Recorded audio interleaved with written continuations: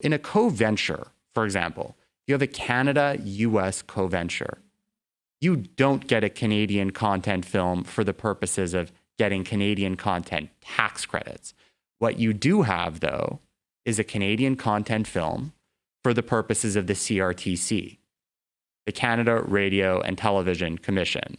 So co-ventures, let's take a step. That is essentially a co-production. It's not a treaty, okay? We take an expression that was given by the Broadcasting Act or regulations, which says they labeled it a co-venture.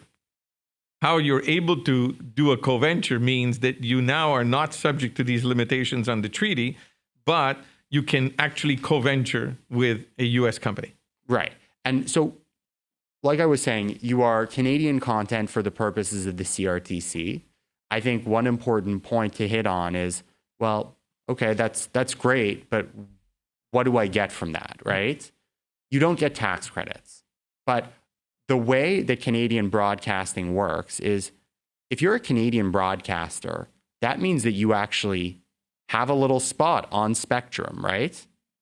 Spectrum is scarce, which means that the CRTC requires Canadian broadcasters to broadcast a certain amount of Canadian content, which is a Canadian content quota, let's say.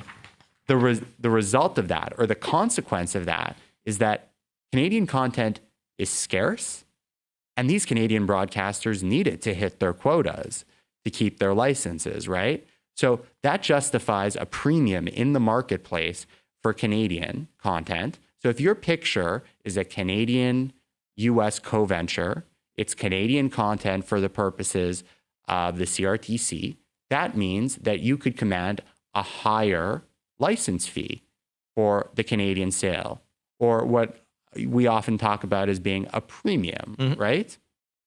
So that's significant, especially in smaller budget type pictures, where that money can be make the difference between the being financed or not, but it opens up that possibility of having U.S. collaboration. That is really where that co-venture opportunity exists.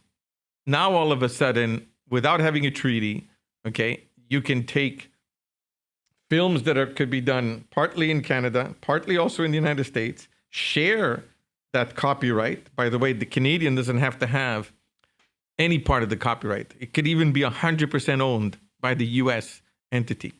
So just figure that U.S. broadcasters, okay, who may want to have that ability to have their show also be recognized as Canadian, you could have a show that is basically sold to a U.S. broadcaster, okay, and yet some be licensed to a Canadian broadcaster, be a U.S. production and a Canadian production. Right. So, and now that we've compared the goodies that you get for a co-venture versus the goodies that you get for a treaty co-pro, why don't we just sort of blitz through some of the requirements that you need to hit to have a successful co-venture? Do you want to take us through? On the co-venture side? Yeah, sure. Yeah. Well, so like I said, the co-venture is really non-treaty. In other words, you're probably going to always favor a treaty co-production before you go co-venture. And so that in reality, you're looking at this as for non-treaty countries. But even if you are with a treaty country, you're still allowed to go with non-treaty, because so you could have a UK co-venture if because of the fact that maybe you don't meet the treaty requirements.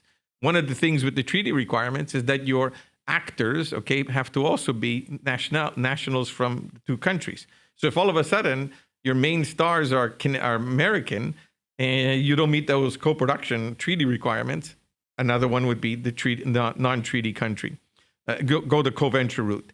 Just because of the fact that you didn't make it in a treaty means, hey, you could still make it as a co-venture.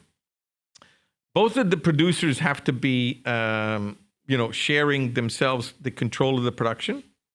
And the other interesting point is, remember, we talked about the point system. The points here are, instead of being 6 out of 10, they're 5 out of 10. But you still have to have those key personnel that we were talking about, okay? But at least you don't have that 6th point. So there's a flexibility. There's a lowering of some of the thresholds. There still have to meet the requirements of what, all of these elements of getting certification through the CRTC, but they're just a little lower. The biggest element was producer didn't have to be exclusively Canadian, copyright doesn't have to be exclusively Canadian, lower percentage of points, lower number of points to be hit, and you don't have to have a treaty. Given those components, the CoVenture has a nice little niche area that would give you that benefit of having your film or TV production recognized as a Canadian advantage. The other thing is that you'll end up getting services credit. Anyway, you're still getting a tax credit. It isn't that the CoVenture doesn't get any tax credits. You will have a service production, and those service productions is based on what you spend in Canada.